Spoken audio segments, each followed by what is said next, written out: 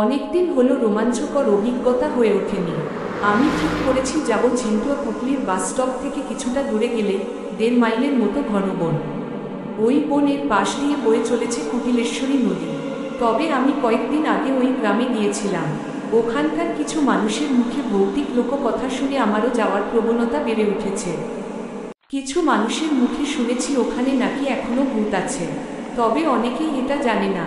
কেউ কেউ বলল তারা হঠাৎ ওই জায়গায় একটা বাড়ি দেখতে পায়, সেখান থেকে শোনা যায় কান্নার আওয়াজ। তবে গ্রামের 2-1 জনের কাছে শুনতে পেলাম ওখানে এখনো রাতের কিংবা অমাবস্যার রাতে গেলে ভূতেদের দেখা যায়। রাতে ওখানে যাওয়ার সেরূপ গ্রামবাসীরা সাহস করেনি। সন্ধ্যা হলেই এই পথে তারা মারায় না। কেউ মারা গেলে সকাল না হওয়া পর্যন্ত দেহ বাড়িতেই রাখা হয়। সকাল হলে নদী তীরে নিয়ে এসে তাকে পোড়ানো হয়। গ্রামবাসীর কাছে শুনতে পেলাম কয়েক বছর পূর্বে এক শহুরে যুবক বিশ্বাস না করে ভূত কি তা জানার জন্য রাতের বেলা এই নদী তীরে এসেছিল। তার সঙ্গে ঠিক কি ঘটেছিল সেই রাতে কেউ জানে না। সকালে তার মৃতদেহ নদী তীরে পড়ে থাকতে পাওয়া যায়। দেহের কোন অংশে ক্ষতি হয়, কেবল গলার কাছে থেকে কেউ যেন তার সমস্ত রক্ত শুষে সাদা দেহ ফেলে রেখে গেছে। আমি ভূত গবেষণা করি, এটা কিছুটা হলেও বিশ্বাস করি। এই ঘটনার পেছনের আসল রহস্য খুঁজতে গিয়ে গ্রামের সবচেয়ে বয়স্ক মানুষদের সঙ্গে দেখা করলাম, যারা আমায় এই ব্যাপারে বলতে পারেন। তাদের কাছ থেকে শোনা কথাগুলি থেকে বুঝতে পারি যে কোন এককালে জমিদার রুদ্রদমন এর জমিদারি নদী তীরে ছিল। তিনি নদীর সৌন্দর্য উপভোগ করতেন। তার একমাত্র কন্যা নিস্তারিণী নাচে গানে ছিল অতুলনীয় প্রতিভা। জন্মের সময় মা মারা গেলে জমিদার রুদ্রদমন আর বিবাহ করেনি। নিস্তারিণী ছিল তার আদরের সবকিছু। জমিদারের প্রজারা এই 1.5 মাইলের জঙ্গলে বাস করত। তখন কোনো জঙ্গল ছিল না। জমিদার রুদ্রদমনের শাসনে প্রজারা সুখেই ছিল। নিস্তারিণীর বয়স যখন 25 বছর তখন জমিদার রুদ্রদমন মারা যায়। নিস্তারিণী 25 বছর বয়সে জমিদারি দেখাশোনা করত। সেই সময় কয়েকজন বন্ধুদের নিয়ে কিছু যুবক গ্রামীণ পরিবেশে বেড়াতে আসে। তাদের মধ্যে একজন ছিল প্রণয়, যার সঙ্গে প্রেমের বন্ধনে আবদ্ধ হয়ে পড়ে নিস্তারিণী।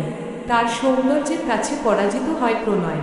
এরপর বাকি বন্ধুরা শহরে ফিরে গেলে ওই যুবক আর ফিরে যায়নি। বেশ ভালোই কাটছিল দিনগুলো। হঠাৎ একদিন ওই যুবক লক্ষ্য করে ঘরের ভেতরের সুড়ঙ্গ চলে গিয়েছে অনেক দূর পর্যন্ত। শেষ প্রান্তে কুঠুরি। সেদিন নিস্তারিণী বাড়িতে ছিল না। গোপন কুঠুরি দেখবার জন্য এগিয়ে গেল সুড়ঙ্গ ধরে। যখন শেষ প্রান্তে পৌঁছালো তার সব বন্ধুদের মৃতদেহ পড়ে আছে, যাদের দেহ রক্তশূন্য। ঘাবড়ে গেল সে। ভয়ে তার শরীর একেবারে হিম হয়ে গেল। শেষে চুপচাপ ফিরে এলো। এই রহস্য বোঝার জন্য যেমন সে এতদিন ছিল তেমনই থাকার চেষ্টা করতে থাকলো। খোঁজ করতে থাকলো এর প্রকৃত রহস্য। জানতে পারল নিস্তারিণীর বয়স যখন 10 বছর তখন থেকে রক্ত খাওয়ার প্রবণতা। জমিদার না করেনি তার এই আদরের মেয়ের নেশাকে। তবে গ্রামের কোন মানুষের রক্ত খেলে জানাজানি হয়ে যাবে বলে জমিদার কিছু পুরুষ মহিলা নিয়োগ রেখেছিল। তারা জমিদারের এলাকা ছেড়ে বিভিন্ন জায়গা থেকে ছোট বড় বিশেষ করে ছোট ও যুবকদের লোক দেখিয়ে ধরে এনে এখানে বন্দি করত। তাদের রক্ত পান করতে করতে অভ্যাসে পরিণত হয়েছিল নিস্তারিণী। এর শেষ করতে হবে। কত না যুবকের প্রাণ গিয়েছে নিস্তারিণী রক্ত খাওয়ার প্রবণতা থেকে। আজ এত হত্যা, তাই সে এই কাজে যুক্ত থাকা কর্মীদের একে একে নিশ্চিত করল। বন্ধু বিয়োগ যন্ত্রণা ওই যুবকের মধ্যে তখন দাউদাউ করে জ্বলছে।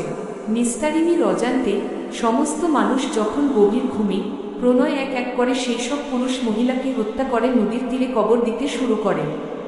একদিন যখন এক যুবক জমিদার বাড়িতে আসলো, প্রণয় বুঝতে পারে এর জীবনের বিপদ আসতে চলেছে। যুবকটি আসার পর থেকে কোন না কোনভাবে নিস্তারিণীকে তার পাশে দেখতে পাওয়া গেল। সেদিন আর প্রণয় রাতে ঘুমালো না। রাত তখন 12টা। প্রণয়ের শেষ বিহিত করবে বলে এগিয়ে গেল কুঠুরির দিকে।